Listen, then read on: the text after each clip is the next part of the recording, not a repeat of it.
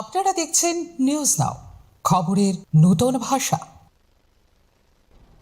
শান্তির বাজারে সড়ক দুর্ঘটনা। রামঠাকুর আশ্রম সংলগ্ন এলাকায় সিমেন্ট বোঝায় একটি বোলেরো গাড়ি নিয়ন্ত্রণ হারিয়ে উল্টে যায়। দুর্ঘটনার জেরে কিছু সময়ের জন্য এলাকায় চাঞ্চল্যের সৃষ্টি হয়, তবে সৌভাগ্যবশত বড় ধরনের কোনো হতাহতের ঘটনা ঘটেনি।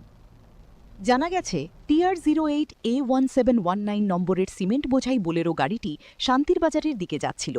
রামঠাকুর আশ্রম সংলগ্ন এলাকায় পৌঁছতেই হঠাৎ নিয়ন্ত্রণ হারিয়ে রাস্তার উপর উল্টে যায় গাড়িটি। দুর্ঘটনার সময় গাড়িতে চালক ও এক সহচালক উপস্থিত ছিলেন। ঘটনার খবর ছড়িয়ে পড়তেই স্থানীয় বাসিন্দারা দ্রুত ঘটনাস্থলে ছুটে আসেন।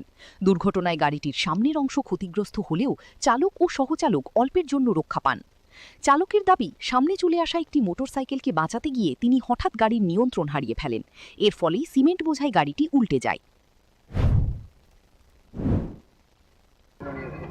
কই যাবেন? তো কেমনে হয়েছে ঘটনাটা? ঘটনার সামনে আগুন তুলে বাইক আছে ব্যাগ দিচ্ছি আর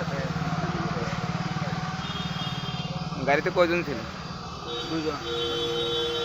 কই নিয়ে যায় দুজন? এটি শান্তি বাজার।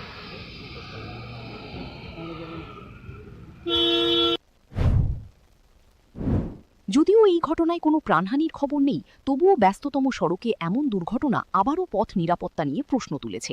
স্থানীয়দের দাবি, দুর্ঘটনা রোধে যানবাহন চালকদের আরও সতর্ক হওয়ার পাশাপাশি সড়ক নিরাপত্তা ব্যবস্থাও জোরদার করা প্রয়োজন। Bureau report, news now.